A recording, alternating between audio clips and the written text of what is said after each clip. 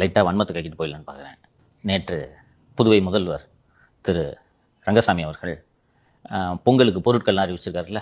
ஆமாம் சார். எப்படி கொடுக்க போகிறாங்க பொங்கலை? அவரே வீடு வீடாக போய் கொடுப்பாரா? எல்லாரும் வீடுக்கும் ரேஷன் கடையில் போய் கொடுக்க போகிறாங்க. ஏன்ப்பா அங்கே தான் ரேஷன் கடை இல்லையாப்பா? சொன்னாரா இல்லையா? இந்தியாவிலேயே ரேஷன் கடை இல்லாத சொன்னாரா இல்லையா? லுக் நிதிஷ், நான் இதை கிண்டல் பண்ணணும், ஃபேக்சுவல் எரர் எல்லாருக்கும் இருக்கிறது தான். ஓகே, அது யாரும் நானும் தப்பு பண்ணுவேன், நானும் தப்பு பண்ணி சில தவறுகள்லாம் நம்ம செஞ்சுட்டு நம்மளே திருத்திக்கணும். எல்லாரும் ஹியூமன்ஸ் தப்பு பண்ணுவாங்க. Boss, you have a team. நாம ஒரு 3 பேர் தான் டிஸ்கஸ் பண்ணுறோம். நாமளே வந்து எதை எடுக்கணும் எதை எடுக்கக்கூடாது உங்களுக்கு சொல்லித்தரேன். இந்த நியூஸை நம்பணுமா கூடாதான்ட்டு ஒரு பார்த்துட்டு இது நியூஸு, இது உண்மையாக இருக்க வாய்ப்பு இருக்குது, இது விட்டதை பார்த்து எழுதுகிற நியூஸ்ன்றதெல்லாம் நான் எவ்வளோ சொல்லி கொடுத்துருக்கேன். இது ஒரு ஷோ, ஒரு யூடியூப் சேனல் நடத்துகிற நம்ம நியூஸ் எவனும் தப்பு சொல்லக்கூடாதுன்ட்டு நம்ம எவ்வளோ கவனமாக இருக்கோம். ஸோ நீ எதையாவது எடுத்து பேசினா கூட நான் இது ஏன் உண்மைக்கு மாறானதுன்றதுக்கான லாஜிக்கலை சொல்லி பண்ணுறேன். ஒரு யூடியூப் சேனல் நடத்துகிற நாம் இவ்வளவு மெனக்கிடுறோம், உழைப்பை போடுறோம்.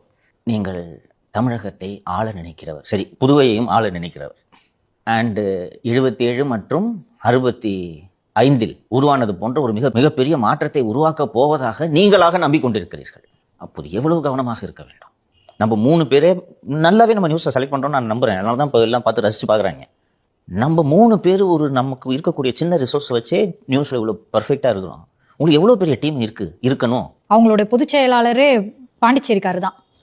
இது அருமையாக சொன்னீங்க மாலதி.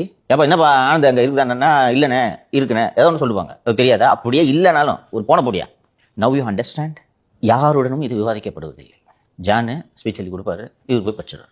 ஆனந்த் தான் பாண்டிச்சேரிக்காருன்ற அடிப்படையில் ஒரு வார்த்தை எல்லாம் சரி பார்த்துக்காங்கன்னு சொல்லியிருக்கலாம்ல சார். ஸ்பீச் ப்ரிப்பேர் பண்ணும்போது ஆனந்த பக்கத்தில் வச்சிருக்கணுன்றேன். ஆனந்த் கேட்டுக்கிட்டு தான் நீங்கள் இதை பண்ணணும். என்ன வேற என்னென்னங்க இருக்குது பிரச்சனை இந்த ஊரில் அப்படின்னு இது இந்த பிரச்சனைங்க இந்த பிரச்சனைங்க எம்எல்ஏவாக இருந்தவர் அப்படின்னு சொல்லியிருப்பாரு. அப்போ என்னையா கட்சி நடத்துறீங்க நீங்கள்?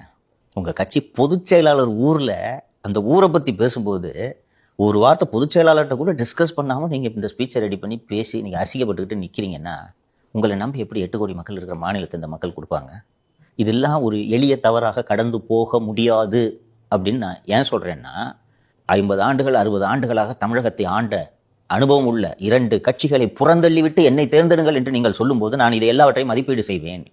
நான் பலமுறை சொல்லியிருக்கேன், அந்த கொஞ்சம் நியூட்ரல் ஓட்டர்ஸ் தான் எலெக்ஷனை டில்ட் பண்ணுறதுன்னு. ஸோ நான் இப்போ ஒவ்வொரு எலெக்ஷனுக்கும் நான் தான் சொல்லியிருக்கேன், ஒவ்வொரு எலெக்ஷனுக்கும் நான் இந்த எலெக்ஷனுக்கான இஷ்யூ என்னன்றதை யோசிச்சு ஆராய்ந்து அதற்கு பிறகு தான் நான் நிலைப்பாடு எடுப்பேன். அப்படி என்ன மாதிரி இருக்க வாக்காளன்னு எப்படி கன்வின்ஸ் பண்ணுவீங்க சார் நீங்க? இப்படி இந்தியாவில் எந்த மாநிலத்தில் ரேஷன் இல்லாமல் இருக்கும்? கூகுள் பண்ணா தெரிஞ்சிடாதாப்பா? ஃபோன் வச்சிருக்கீங்கல்ல?